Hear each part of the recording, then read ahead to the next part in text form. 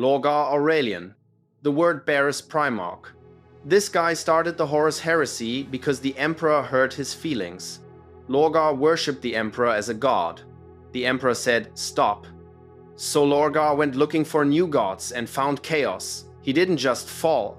He corrupted Horus, Fulgrim, and Mortarion. He engineered the entire civil war that killed trillions and crippled the Emperor. After the heresy failed, he retreated to his daemon world and meditated for 10,000 years while the galaxy burned. Lorgar is the worst because his religious obsession destroyed humanity's only chance at survival. Sanguinius, the Blood Angel's Primarch. The Angel. Sanguinius was the most beloved Primarch, respected by every brother, even the traitors. He could see the future and knew he would die on Horus's flagship. He went anyway. During the Siege of Terra, he held the Eternity Gate against endless daemon hordes, buying time for reinforcements. When he confronted Horus, he refused to join chaos despite knowing he'd lose. Horus killed him, but Sanguinius wounded the War Master's soul, creating the opening the Emperor needed to destroy him. Sanguinius sacrificed himself to save humanity, knowing exactly what it would cost. That's why he's the best. Konrad Curze, the Night Lord's Primarch. Curze grew up alone on Nostramo, skinning criminals alive to terrify the population into obedience. When the Emperor found him, he turned Curze into the Imperium's terror weapon. But Curze saw visions of himself becoming a monster and decided to fulfill them. He joined Horus during the heresy, not for ideology, but because he believed the galaxy deserved to burn. After the war, he tortured his brother Vulcan repeatedly just to prove everyone was as broken as him. When an Imperial assassin came for him, he let her kill him to prove his visions were always right. Curze's nihilism made him worse than useless. Rabute Guilliman, the Ultramarines Primarch. Guilliman built the largest and most organized legion in the Imperium. He wrote the Codex Astartes, the tactical doctrine every chapter follows. When the heresy started, Horus trapped him at Calth to keep the Ultramarines out of the fight. Guilliman survived, broke through the ruin storm, and arrived at Terra just in time to save the Imperium from collapse. After the Emperor fell, Guilliman reorganized the Imperium and prevented its destruction. 10,000 years later, he woke up, saw the Imperium had become a theocratic nightmare, and took command anyway. Guilliman is still fighting to save humanity when he could have just walked away. Angron, the World Eater's Primarch. Angron was enslaved as a gladiator on Nuceria and implanted with a butcher's nails brain implants that made him feel pain unless he was killing. He led a slave rebellion and was about to make his last stand when the Emperor teleported him away, leaving his comrades to die. The Emperor could have saved them but didn't. Angron never forgave him. When Horus offered rebellion, Angron joined immediately. He fell to Khorne and became a Daemon Primarch, turning into a mindless engine of slaughter. Angron had legitimate grievances, but he let rage consume everything. Now he's just a monster, with no purpose beyond violence. Vulcan, the Salamander's Primarch. Vulcan is the most heroic Primarch. He landed on Nocturne and was raised by the blacksmith Nebel, who taught him honor and compassion. When the Emperor found him, they competed in contests of skill. Vulcan nearly died in a volcanic eruption, but the Emperor saved him. Vulcan took command of the Salamanders and made them the only legion that actually cared about protecting civilians. During the Dropsite massacre, Vulcan was killed by a nuclear firestorm, but his perpetual gene revived him. His brother Konrad captured and murdered him repeatedly, but Vulcan never broke. He eventually escaped and defended the Emperor's Webway project. Vulcan disappeared 1,000 years after the heresy, but he's still alive somewhere.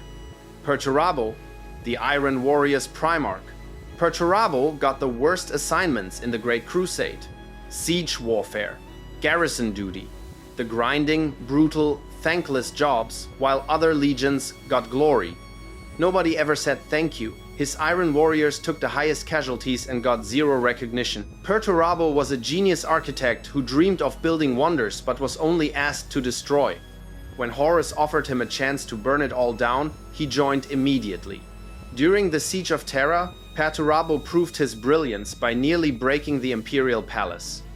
After the heresy, he captured one of Dorne's fortresses just to prove a point, then sacrificed his gene seed to become a Daemon prince. Perturabo was right to be angry, but chaos made him worse. Jag-Hatai Khan, the White Scar's Primarch. The Khan was raised on Chogoris by nomadic tribes and became their leader through skill and honor. He united the tribes and brought down the corrupt Palatine aristocracy. When the Emperor arrived, the Khan negotiated guarantees for his people's cultural freedom before joining. During the heresy, many thought he'd betray the Imperium because he maintained Chogorian traditions. But he stayed loyal. The Khan and his White Scars riding assault bikes were crucial during the Siege of Terra, taking massive losses but buying time for reinforcements. 70 years after the heresy, he vanished near the Maelstrom while pursuing a Drukhari lord.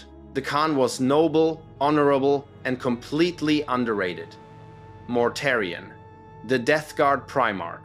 Mortarion grew up on Barbarous, a world ruled by psycho-overlords who used sorcery to enslave humanity. He fought his way up and almost freed his world. Then the Emperor showed up and killed the final overlord for him, stealing his victory. The Emperor was everything Mortarion hated, a tyrant and a psyker. When Horus rebelled, Mortarion joined out of pure resentment. But his own captain, Typhus, betrayed him and trapped the Death Guard in a war plague. Mortarion had to swear loyalty to Nurgle or watch his legion die. He became a bloated Daemon Primarch of plague and despair. Mortarion's anger was justified, but he chose damnation over death. Corvus Corax, the Raven Guard Primarch. Corax was enslaved on the prison moon Lycaeus and led a guerrilla rebellion that freed his people. When the Emperor found him, Corax immediately joined and made his Raven Guard the stealth specialists of the Imperium. During the Dropsite Massacre, his legion was nearly annihilated. Out of 80,000 Space Marines, only 3,000 survived. Corax spent the heresy fighting smaller wars to delay the traitors. After the Emperor fell, Corax went into the Eye of Terror to hunt the traitor Primarchs. He's been there for 10,000 years, transformed into something that terrifies even daemons. Corax never gave up. He's still fighting, still loyal, still hunting traitors in the warp. Fulgrim, the Emperor's Children Primarch. Fulgrim started as a success story. He landed on the mining world Chemos and saved it from starvation, turning it into a thriving civilization. When the Emperor found him, Fulgrim took command of the Emperor's children and pushed them to seek perfection in everything. But this quest for perfection made them vulnerable. Fulgrim claimed a cursed layer sword that possessed him with a daemon of Slaanesh. During the heresy, he killed his best friend and brother, Ferrus Manus, cutting off his head in combat. After the war, Fulgrim became a Daemon Primarch and retired to a Daemon world to pursue extreme sensations. Fulgrim fell because perfection turned into obsession, and obsession turned into corruption. Lion Eljonson, the Dark Angels Primarch. Lion landed on the Death World Caliban and was raised by Luther, who made him a knight. Lion became a master of war and keeping secrets, which became his obsession. He united Caliban's Night Orders and killed the great beasts terrorizing the planet. When the Emperor found him, Lion took command of the Dark Angels and fought in the Great Crusade with brutal efficiency. He survived the heresy but fell asleep for 10,000 years.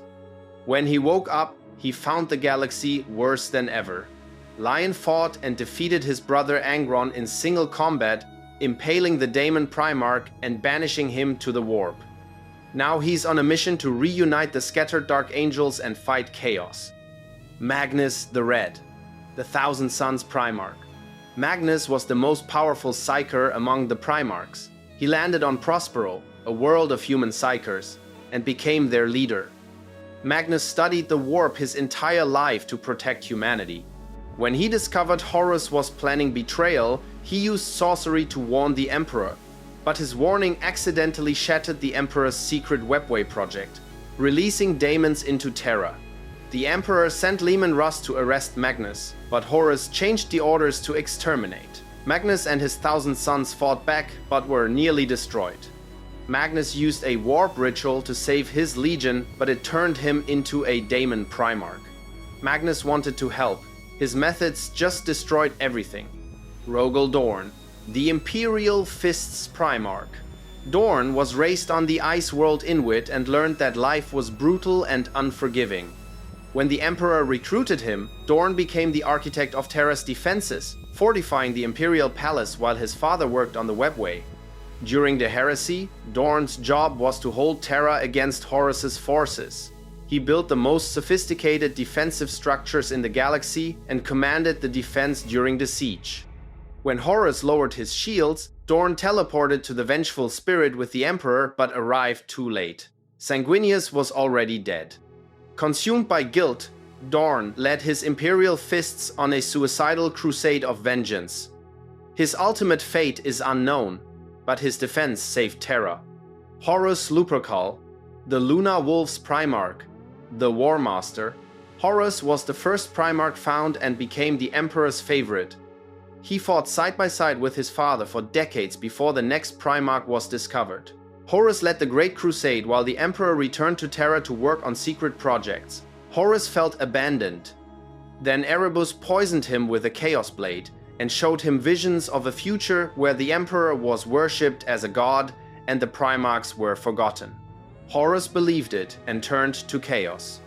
He started the heresy, corrupted half the legions, and nearly destroyed the Imperium. The Emperor killed him, but was crippled in the process. Horus was the ultimate villain, but his grievances were real. Leman Russ, the Space Wolves Primarch, the Wolf King. Russ landed on the ice death world Fenris and was raised by wolves before being adopted by humans. He became the most feared warrior on the planet and united the tribes under his rule. When the Emperor found him, Russ became his personal executioner. He was one of the best fighters in the galaxy and led the Space Wolves with savage efficiency. Russ destroyed the 1,000 Suns on Prospero, but he wasn't able to reach Terra in time to help during the siege. When he found the Emperor wounded and many brothers dead, he became consumed by rage. Russ abandoned his legion and went into the Eye of Terror on a personal crusade. No one has heard from him since. Alpharius Omegon, the Alpha Legion Primarch, the Twin Primarchs. Alpharius and Omegon were the last Primarchs found, and they kept their twin nature secret. Their skills were espionage, subversion, and secrecy.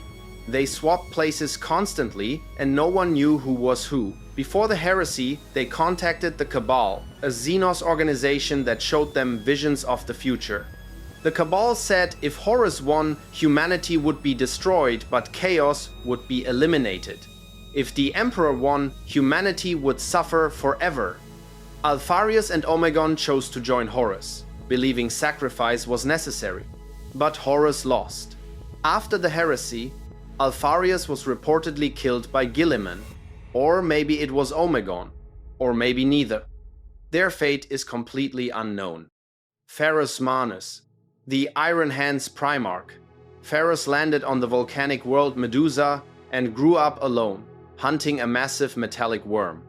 When he killed it, his hands melted with the creature's necrodermis metal skin, giving him living metal hands. When the Emperor found him, Ferrus attacked to test his strength and joined only after being defeated. Ferrus was the cruelest Primarch, but also the most creative, forging legendary weapons for his brothers with his metal hands. His only friend was Fulgrim. They forged each other's relic weapons. During the Dropside Massacre, Fulgrim tried to convince Ferrus to join the traitors. Ferrus refused and attacked. They fought, and Fulgrim, possessed by a daemon, decapitated him. Ferrus died too early to prove his full worth. The Primarchs were the Emperor's greatest creations, but each one carried a fatal flaw that would shape the fate of the Imperium. Click here to watch every Primarch's fatal flaw explained, and see you in the next video.